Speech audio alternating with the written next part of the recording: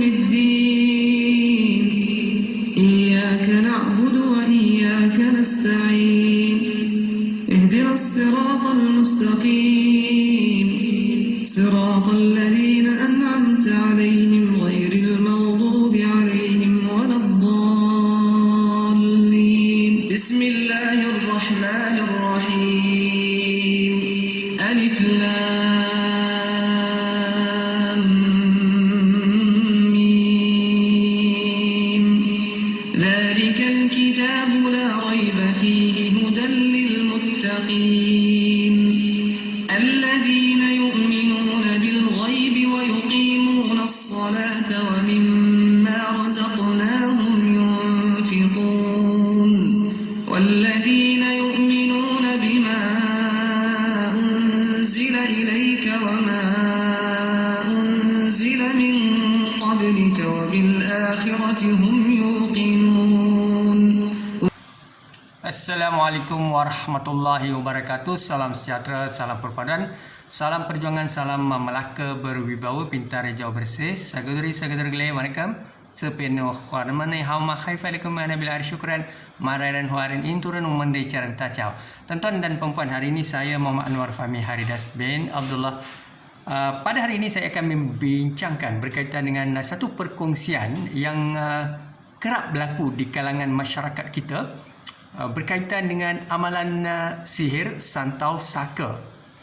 Saudara, di negara ini khususnya Malaysia, kita dapati pelbagai pandangan yang dilontarkan ataupun mereka yang tampil memberikan pandangan tuntas dari masa ke semasa, dan ada di kalangan mereka yang sebenarnya terpalit atau mempunyai pengalaman berkaitan dengan sihir. Baik, kita melihat kepada beberapa tokoh yang terkenal di Malaysia, khususnya Al-Fadil Ustaz Kazim Alias. Ustaz Kazim pernah beberapa kali dikejarkan ke hospital dan beliau telah sepanjang siri syarahan beliau, beberapa kali beliau telah mendedahkan amalan sihir ataupun santau terhadap dirinya oleh pihak-pihak yang tidak bertanggungjawab, dan perkara itu berulangan dan sangat sukar untuk beliau keluar daripada ujian berkaitan, sehingga kan beliau terus berikhtiar dan tawakal pada Allah. Tawakal Allah.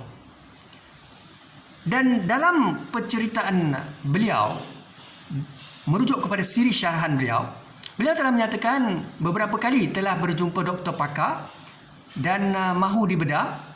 Dari segi CT scan memperlihatkan ada objek di perutnya, tetapi apabila pembedahan itu dilakukan, doktor tidak menjumpai sebarang objek yang dilihat di dalam CT scan.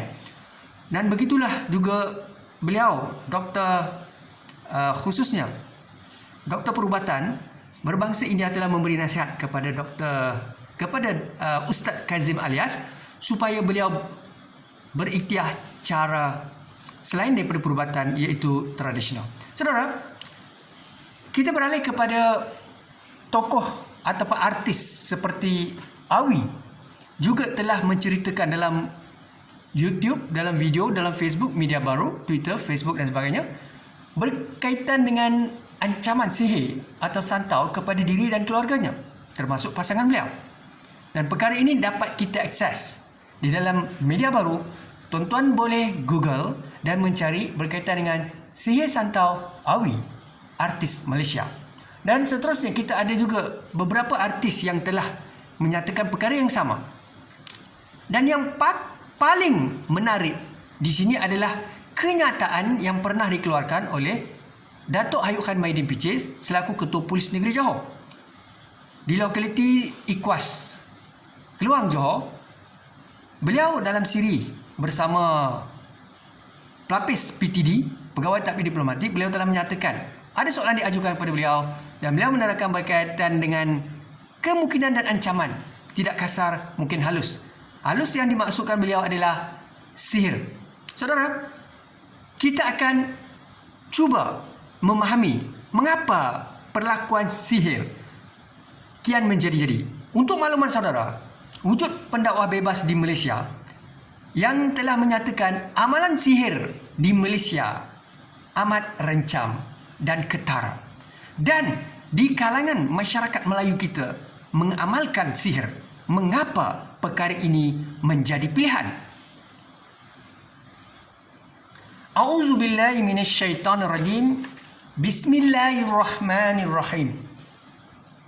Wa auhayna ila Musa an ati asoka fa iza hiya talkafu ma yaufikun fa waqa'al haq wa batalah makanu waqmalun faulibu hunnalika wanqalabu sahirin.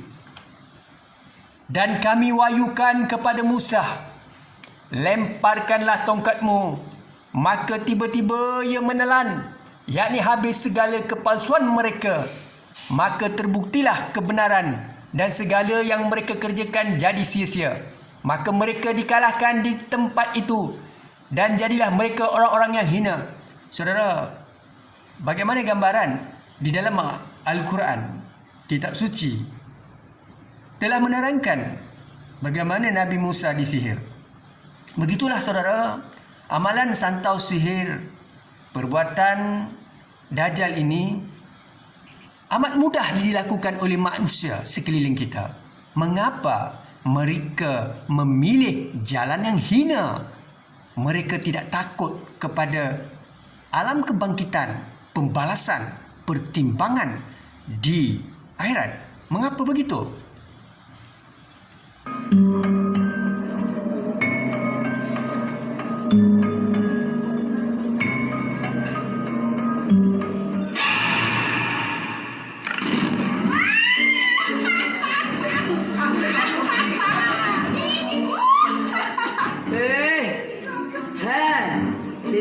Sini. Tak potong rambutmu, gue lagi ngalem-ngalem. Oh ya wis, tak potong.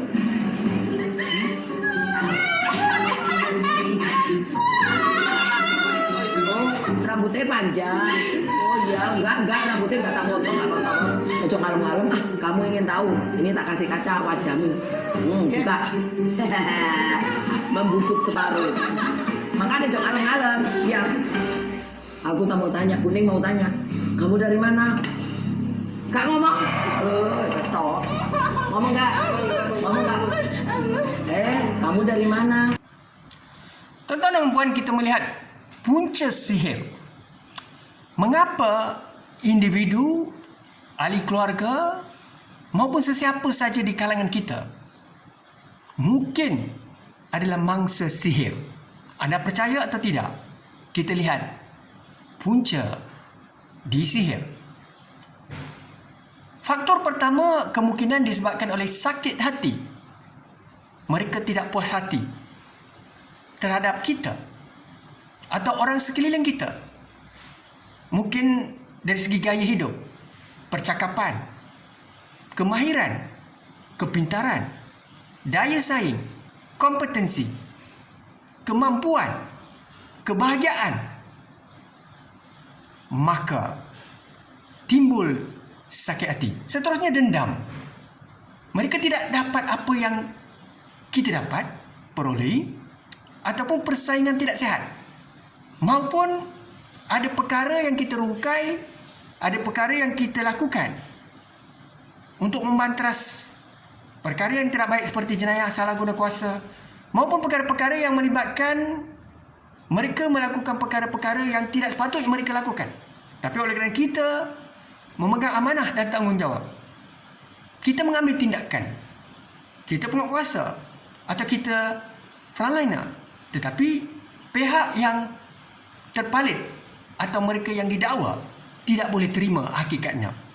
Ataupun di sebaliknya, mereka-mereka yang tidak dapat apa yang mereka harapkan daripada kita, maka dendam menjadi asbab. Seterusnya, cemburu. Saudara, manusia mempunyai sifat cemburu yang tinggi. Ini bukan satu metafor maupun disebut sebagai semiotik, tetapi perjelasan di sini adalah hipotesis di mana kita melihat bagaimana sifat cemburu ini bukan sebenarnya hipotesis, tetapi ia adalah realiti. Baik, saya sebut dua kata kunci tadi, semiotik dan metafor. Semiotik metafor adalah perumpamaan ataupun kita menyatakan sesuatu perkara secara berlapis. Saudara, oleh kerana cemburu dengan seseorang, maka apa saja boleh kita lakukan dalam kehidupan, tidak kira siapa kita. Berilmu atau tidak, mengaji atau tidak, kadang-kala kita terpalit dalam perkara-perkara yang tidak sepatutnya dilakukan, seperti Arabkan perkara-perkara makan padi. Saudara, seterusnya khianat. Khianat ini berlaku dalam konteks asat dengki khianat, di mana dalam politik, dalam pertandingan, dalam perjawatan, dalam mungkin pentas hiburan seperti artis dan sebagainya. Ini oleh kerana khianat sanggup melakukan apa saja. 1, 2, ayo lompat, ayo. Bohong kakimu itu curang lihat jauh. Ayo, 1, 2, takut. Kenapa gak mau? Katanya ingat diri. Diri bukan aku. Oh, dia yang diri bukan kamu. Kalau kamu mau apa? Aku mau masuk, soalnya wajahnya Oh, cantik wajahnya, dia cantik. Kalau wajahmu jelek. Iya, mana tak rias biar cantik. Diam.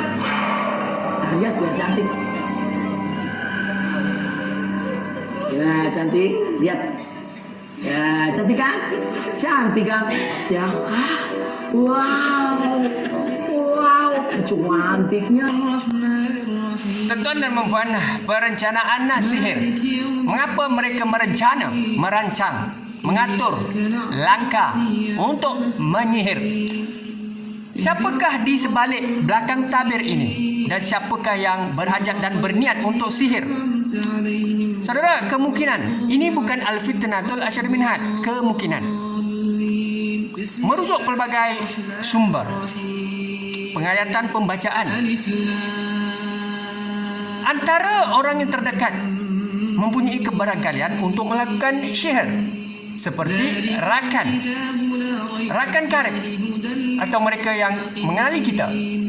Seterusnya seteru kita, musuh kita, bersaing secara tidak sehat. Mungkin juga ahli keluarga kita kerana berebutkan harta pusaka. Seterusnya bekas kekasih, kenalan dan sebagainya. Mungkin di kalangan mereka adalah asbab perencana pecatur mungkin mencetuskan sihir.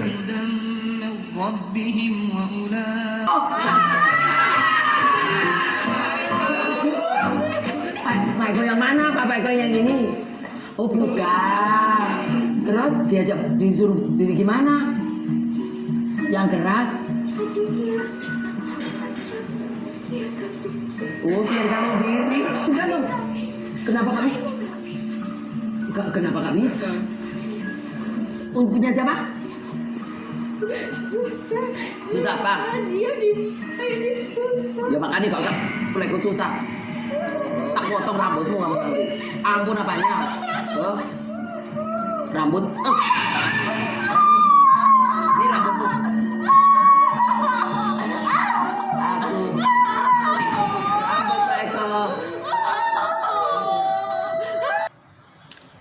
Tuan-tuan dan puan, seterusnya pengantaran sihir. Siapakah yang akan membantu dan menghantar sihir ini? Dukun, bomo, pawang dan mereka-mereka yang mengamalkan ajaran sesat, kurafat, sihir, tidak beriman kepada Allah Subhanahu Wa Taala. Tuan-tuan dan puan, manusia bertopengkan syaitan. Manusia menyamar sebagai orang baik-baik, tetapi di sebalik itu kadangkala wujud di kalangan mereka yang tergama mengamalkan sihir dan perbuatan syirik, kufur. Mereka sanggup melihat orang lain menderita, sakit, berpisah, bercerai-berai, tidak berjaya dalam hidup. Mereka hilang segala panduan, serba tidak kena apa saja dilakukan. Semuanya tidak kena, gelisah, murung, tidak berjaya, tertekan. Ini sebahagian besar daripada penghantar sihir. Anakmu mau tak ambil? Nurut. Halo, anak. Aku punya anak, Rek. Mau gendong? Mau gendong? Mau gendong? Kita lihat kepada kesan sihir. Apakah yang akan berlaku kepada mereka yang terkesan ataupun disihir? Sakit kronik, kemungkinan sekiranya lambat berubat, meninggal dunia. Mungkin di kalangan mereka sukar mendapat jodoh, tidak berdaya, tidak kompeten, tidak committed. Dan ini adalah lantaran daripada sihir yang diamalkan oleh pihak-pihak yang sebenarnya khurafat, memiliki sifat dengki dan khianat, cukup dendam yang tinggi.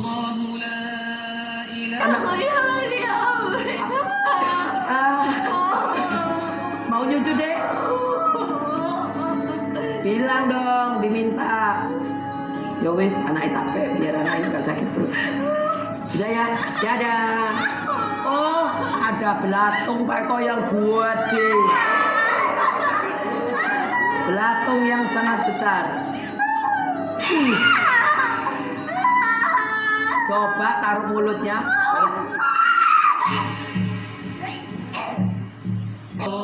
Tuan-tuan dan puan, dari aspek rawatan sihir, bagaimanakah kita mesti sentiasa berikhtiar?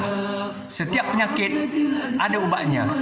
Jangan putus asa, jangan mengalah, jangan undur walau 1 inci.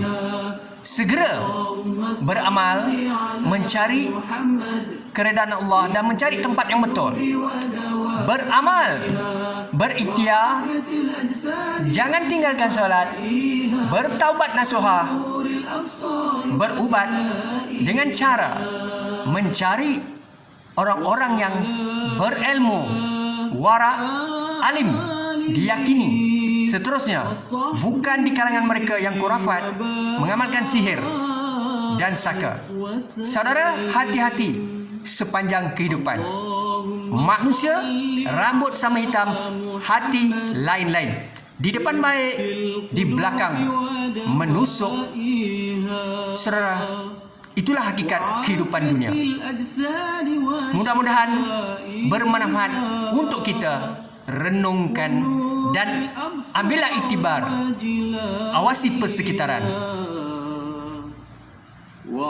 Makna tak sihat lah makcik tu. Putih dah ada, putih melengkung je dah. Itu tak sihat lah tu. Nak tengok sihat tak sihat, tengok kepada kuku kita. Sekarang kita pegang kuku licin saja. Ada orang kuku melekuk-lekuk kuku dah. Ada yang terbelah kuku dah. Baik, jadi salah satu tanda gangguan sihir seperti santau, dia akan hitam di bahagian ni. Berapa jari Ustaz? 10.